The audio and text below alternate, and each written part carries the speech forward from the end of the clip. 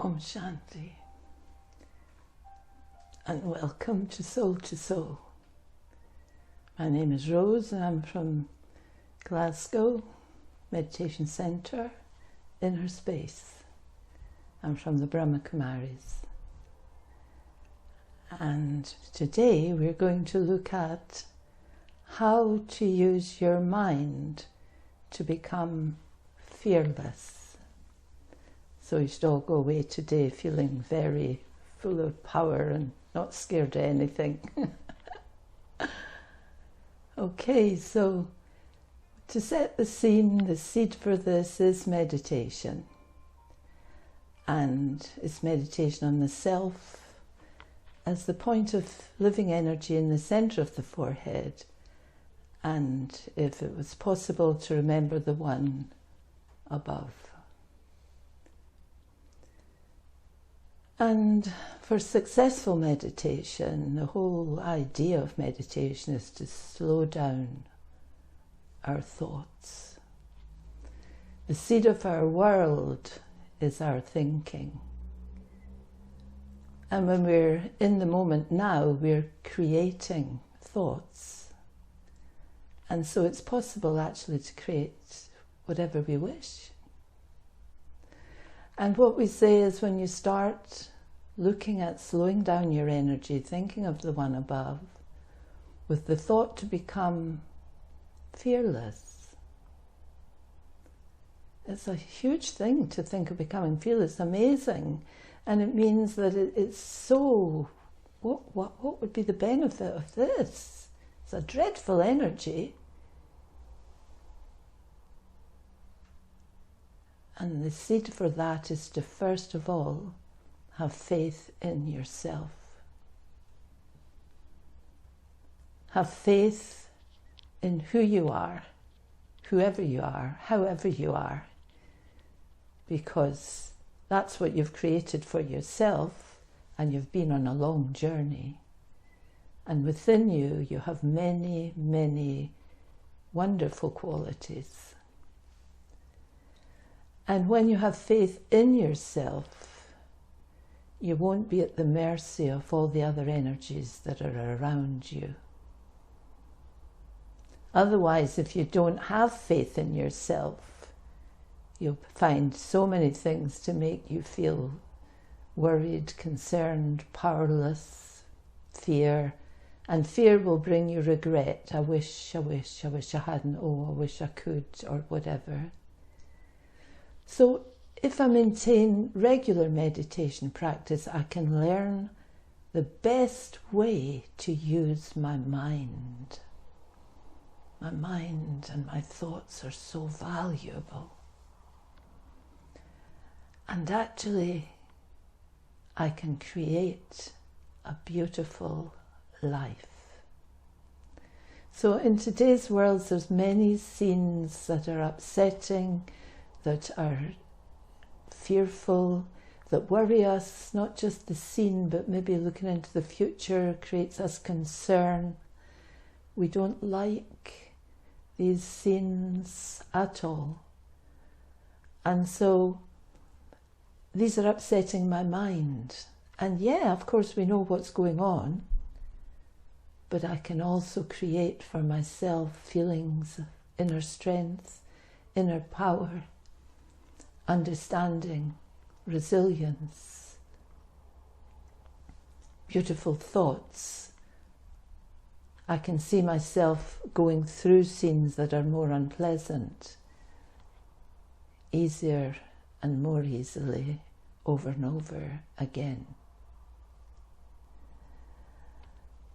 And if I create happiness inside, that happiness will belong to the self, belong to you. And if I create happiness inside through having a nicer, better, healthier way of thinking, no one can take that away. No one can go into my head and remove or tell me how to think. Yeah, others can actually affect me and affect the way I think, but I can practice being more and more steady. If I speak very quickly, then my thoughts will be very fast. I want to catch myself and teach myself to speak more slowly, and then it's easier to think more slowly. When I think more slowly, I can see more clearly what I'm thinking. And when I have that practice, more and more certainty and confidence can come into me, because I know, I'm aware of what I'm thinking. And the things I think are recorded in me. So I'm creating a record. It's not just that I think and it flies away, but I'm creating a record inside me. And so all of this, to be fearless, isn't about being clever and constantly trying to prove that you're right, because this will bring a lot of heaviness. And it's like not to compare ourselves to others, but to accept others as they are.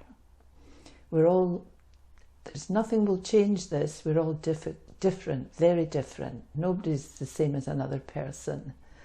And often it's the differences that daunt us. And we think, oh, maybe I should be more like that or more like this. Or no, just be yourself, actually, and accept others as they are. Appreciate your friends. Usually it's your friends you can get annoyed with, actually, because they're definitely different from you. But try to understand them, have a big heart, and watch out for yourself having feelings of superiority or inferiority. You think you're maybe better in a lot of ways to one of them, and maybe not as good at something to the other one, and these feelings are not good, because you'll never feel in harmony. You really want to feel a feeling for equality, and equality doesn't mean being the same. It means that you feel comfortable in each other's company without being daunted by them being better at a certain subject than you. But you'll be better at something else because that would be your speciality, but you don't flaunt it. That's how you are and that's how they are. And there's no point of trying to be the same. That's what creates the superiority or the inferiority. We're the same as ourselves, we are ourselves, and they're themselves. So we aim for equality, and we could think, how is equal vision? How is it possible? It's possible when I know that I am a soul, a point of light, and I'm recording everything inside myself, and my heart is looking for the best outcomes, and my heart is looking to build a better way of thinking and to create happiness. And I need to accredit this to others, even if they don't do what I do, but my happiness, my vibration could have a good effect on them. So I should look at, if I want to learn something and I want to understand, and I look at words. Words are very meaningful. They're there to tell me something, because we think in words. And if I don't process words, then they will just slip away. They'll get recorded over. I won't be able to remember things that are good. And so within Raj Yoga we say, think of things over and over that are meaningful to you. Process words and extract the feelings and the meaning. because this means that these feelings and the meaning of these feelings go into the soul. It's like if someone gets up to do a talk and they've never even heard or don't even know anything about the subject, but they're clever and they have it all written down and they're very good at reading quickly and laughing and making people laugh and acting and saying and saying and saying. But the words were empty. They were just a story, no meaning. It wasn't coming from their heart because it was just words. They were just acting out a role. So these words were like an empty script. People might have enjoyed it for the moment and they'd go away maybe laughing and shaking hands and saying that was absolutely great. But when they got home, they wouldn't even remember what it was all about. So we say that it's not to do with the head, but to use the head to extract the good of what you read or hear, and then your head will become a head that's very useful for you. And you'll have a head and a heart, a warm heart, because you'll have the feelings of the heart will have gone into the head. Otherwise, you'll just be thinking of empty words and you'll think, I don't know, I don't understand what they're talking about. I don't know what that's all about. I've never heard of this before. This doesn't make sense to me. I've come across this quite a lot. And so if you understand something sincerely, it's sincere. We talk about an honest heart and a sincere heart. If you understand what you're talking about, there's a good chance it will bring some form of consolation to someone else.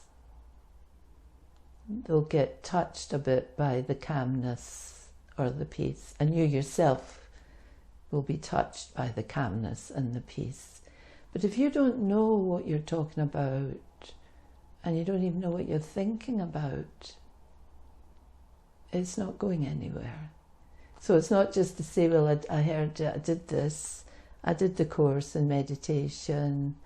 What do you remember about it? Nothing really. So you didn't practice, you didn't listen, you didn't get the feelings. And it's all about the self. It's not the feeling of the meditation, which is just a subject. It's you, the person, the soul that's experiencing your life. So if something's good, keep a hold of it, extract whatever you can, and then I build up an experience, because words become more than a story.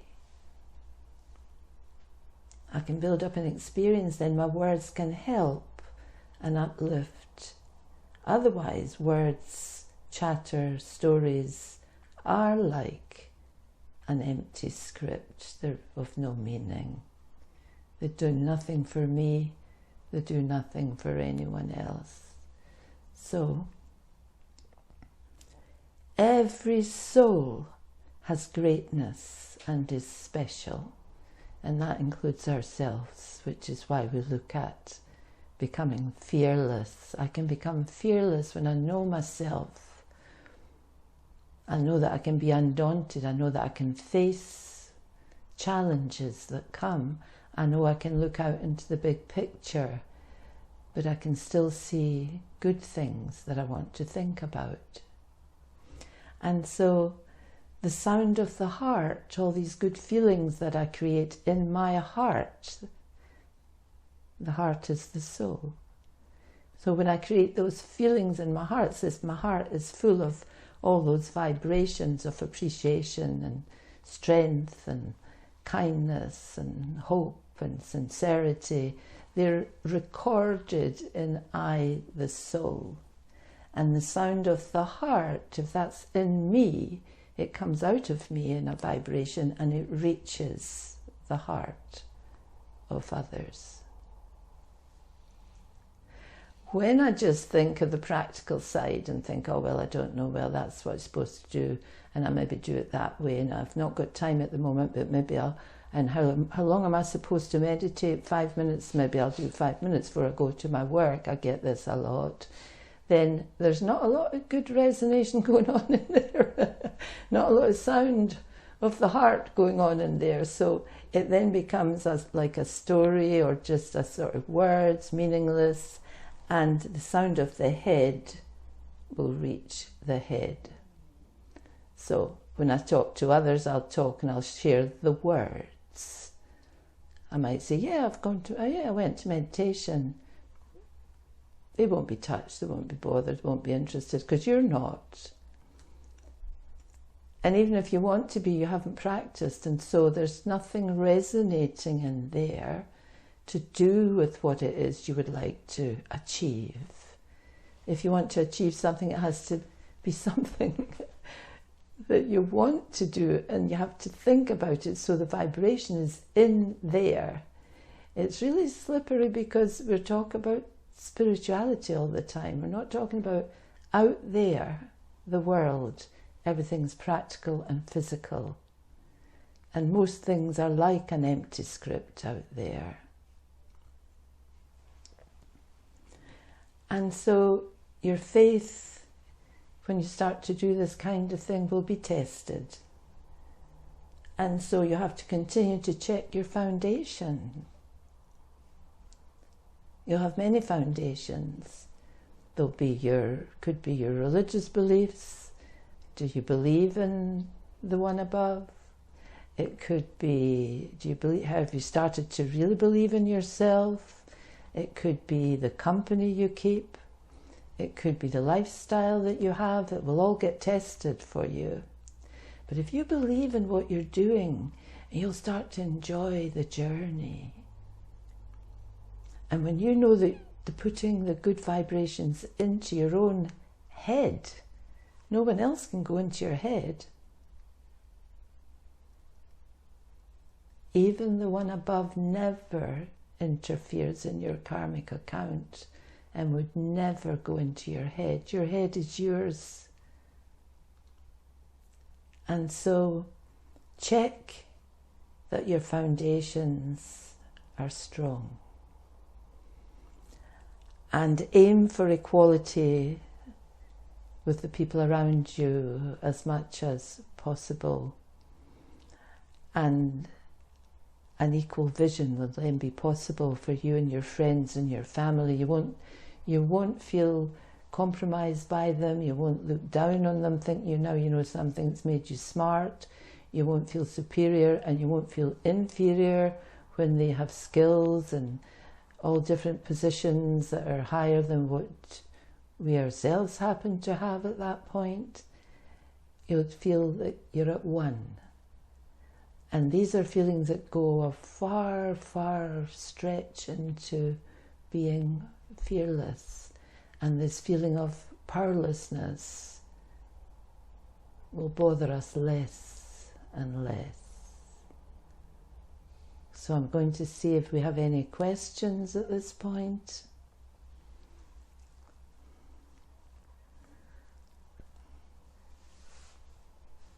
Could you say something more about having a spiritually clever head? So we do need the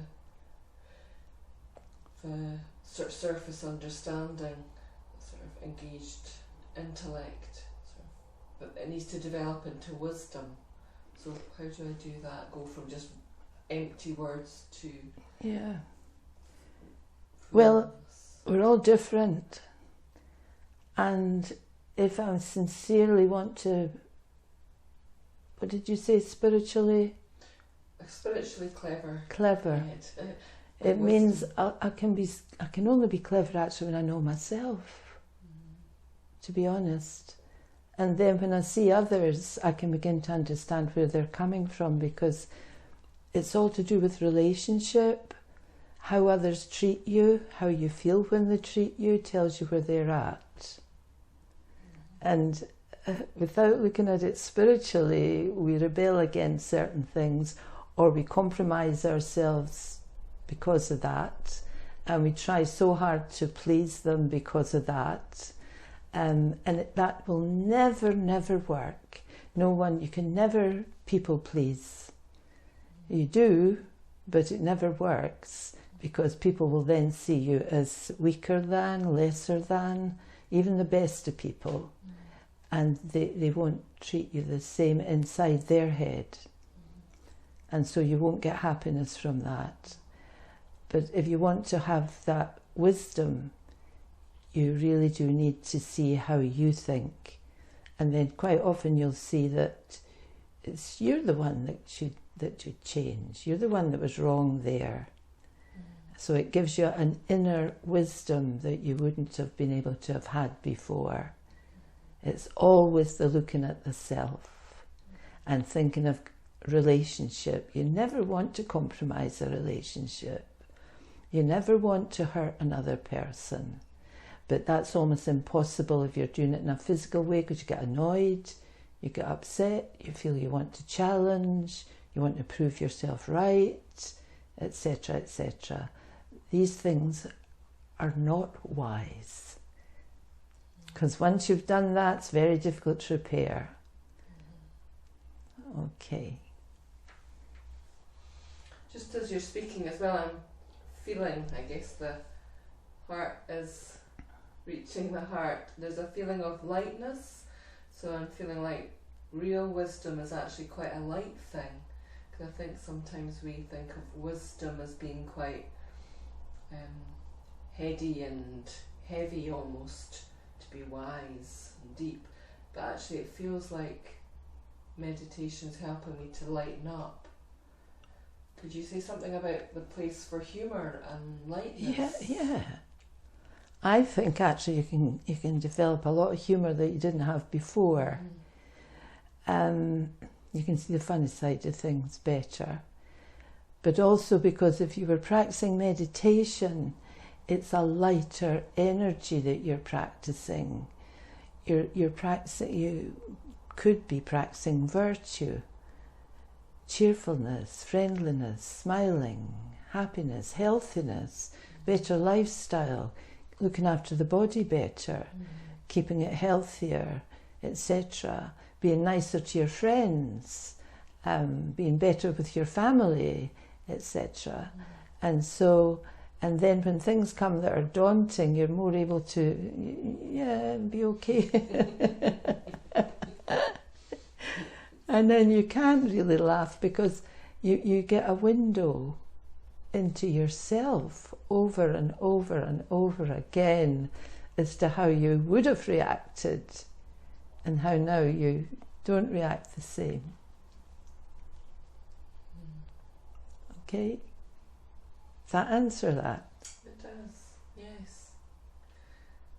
So to tolerate, to accommodate could actually be quite a light-hearted exercise. It's not a heavy drudge. Nothing's heavy. Nothing's heavy, because everything you do is a lightening for you. It's like we've got a burden of going down the heavy path, and once we stop that, it's every time you do meditation, it is possible and hopeful for everybody that after that meditation you've actually got rid of a lot of heaviness, that you're actually lighter in your positioning of yourself. So if you've been doing meditation for a year, you should be lighter inside in the way your outlook, the way you position yourself inside emotionally and everything. And if you continue, you'll become more and more, the word we were using today was have faith in yourself, more faith in yourself, and more fearlessness and more mercy, because you're getting stronger inside. Stronger and lighter and more resilient, fresh. It's like a freshening, it's like a spring clean. Well, anyone can do it. Anyone can do it. Anyone can do it. Yeah. And it's free. And it's easy. Okay, thank you. So now we're going to do a little bit of meditation.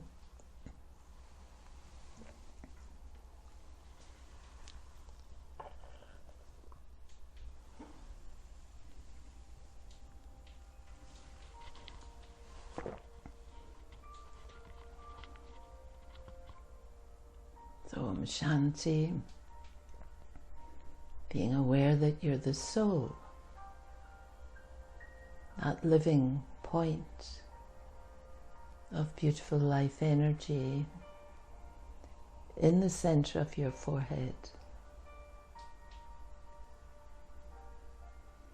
Your original nature is free from the heavy energies. There are no heavy energies in your original nature. Your original nature is purest energy,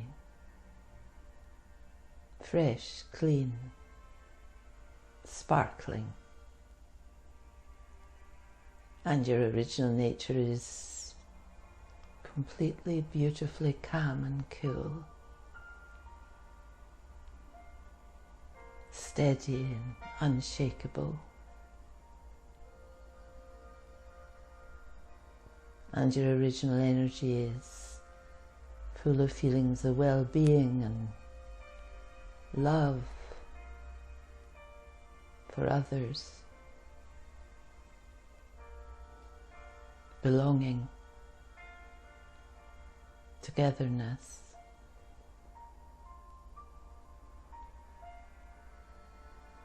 And your original energy is absolutely light, fresh, and filled with happiness, sparkle, kindness.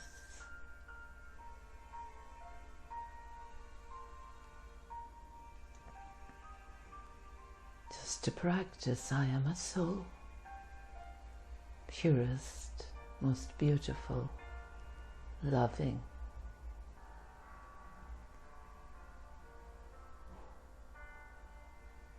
energy.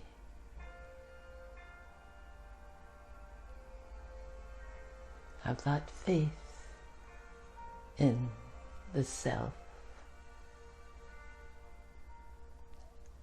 I am light. Om Shanti.